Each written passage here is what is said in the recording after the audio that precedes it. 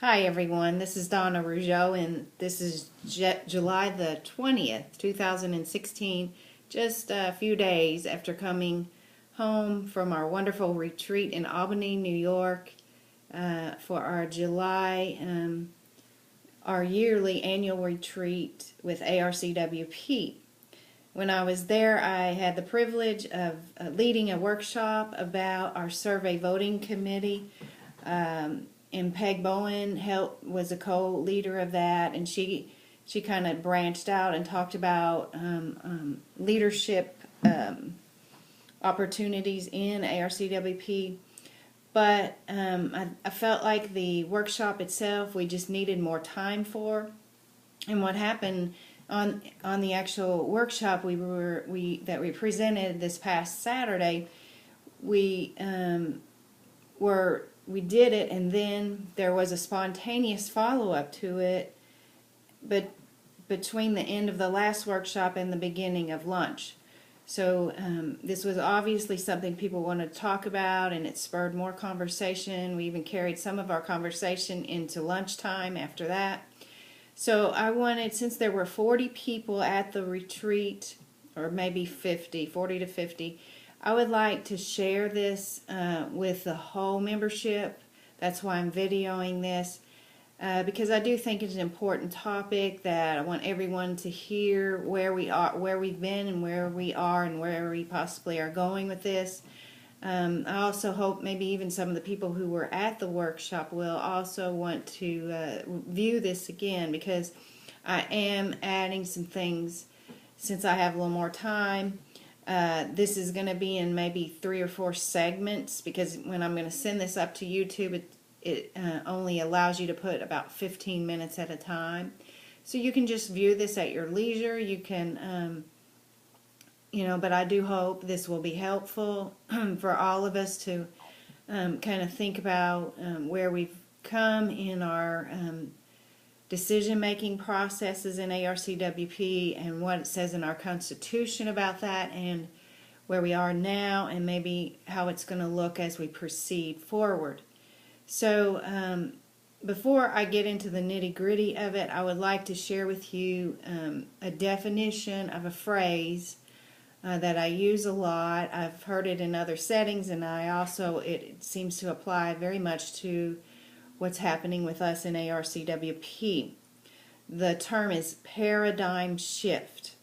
So I found a definition for a paradigm shift, which says it is a change from one way of thinking to another. It's a revolution, a transformation, a sort of metamorphosis.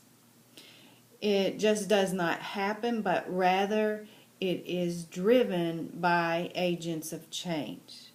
Now, do you think we're in a paradigm shift? I do.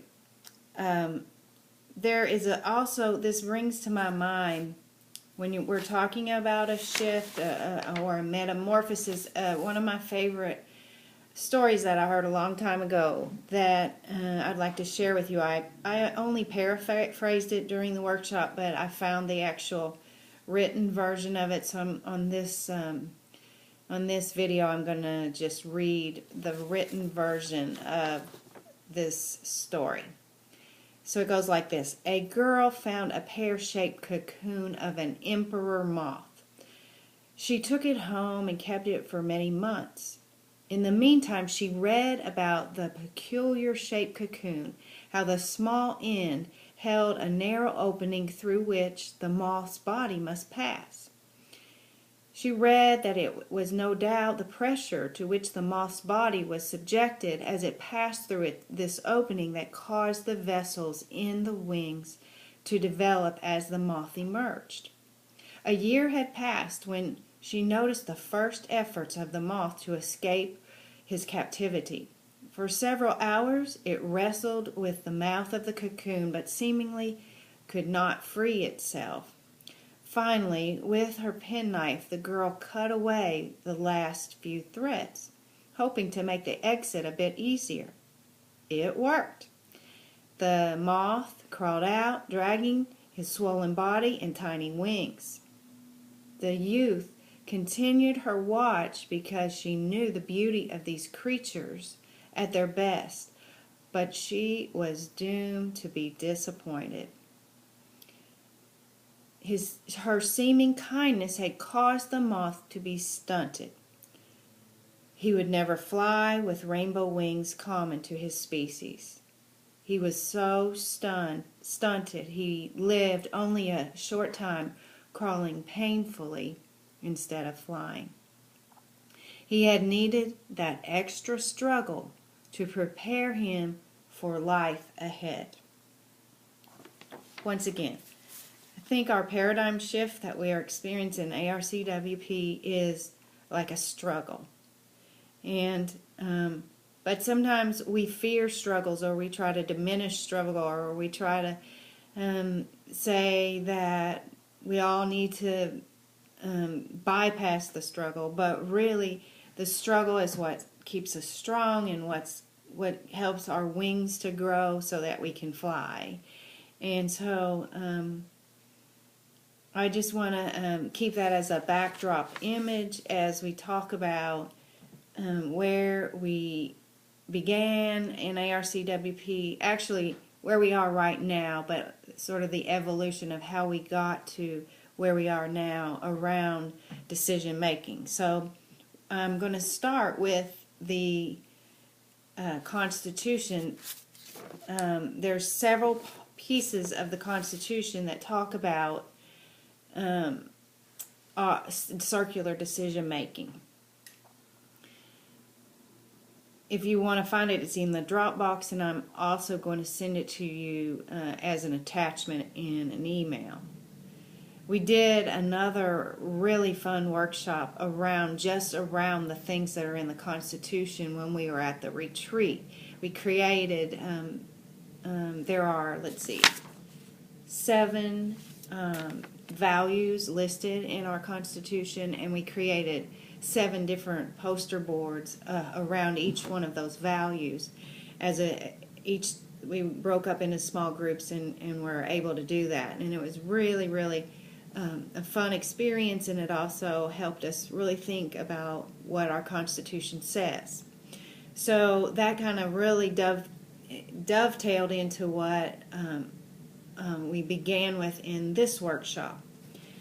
And so I'm going to highlight only 3 of the 7 values that are written in our Constitution right now.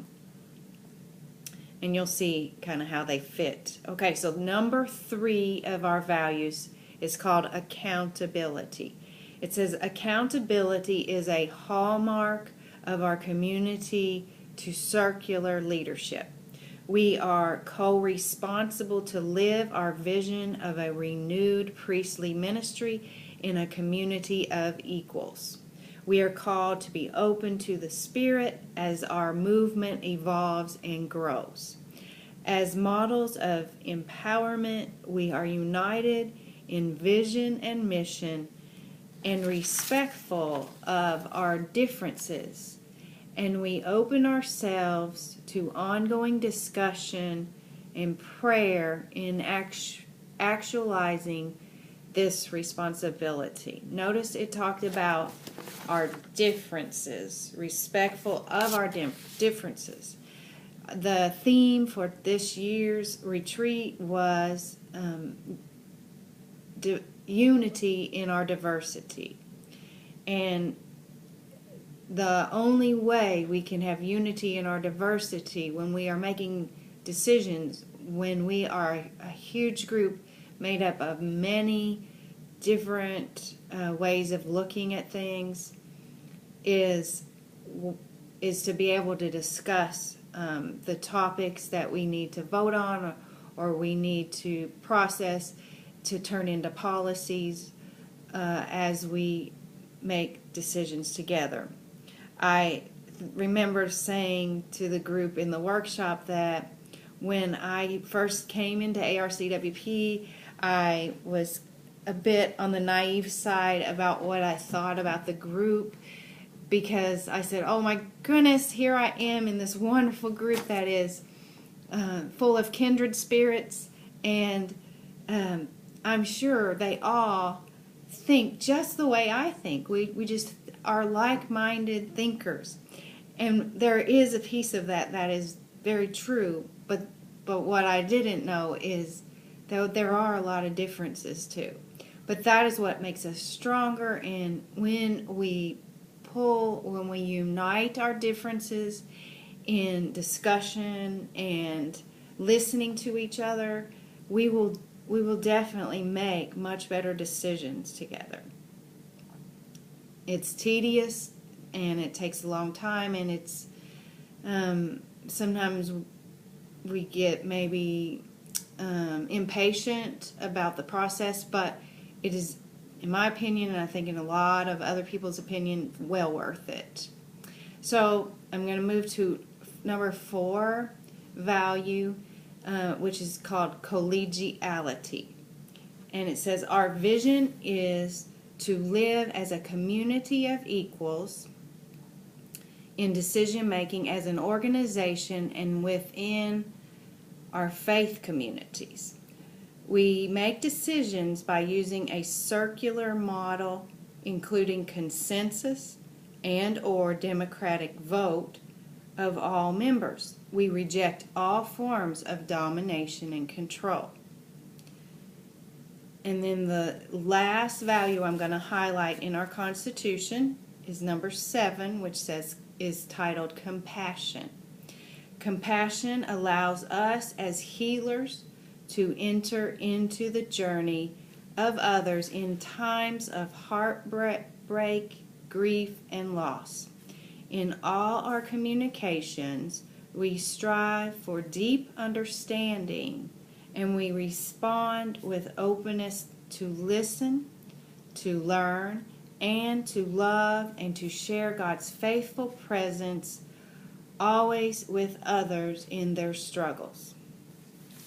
So this is going to conclude part 1 of this workshop on about the survey voting committee. This is sort of the background to what we're going to talk about next. So I'm going to end right here, and I hope you will join me in part 2. Thank you.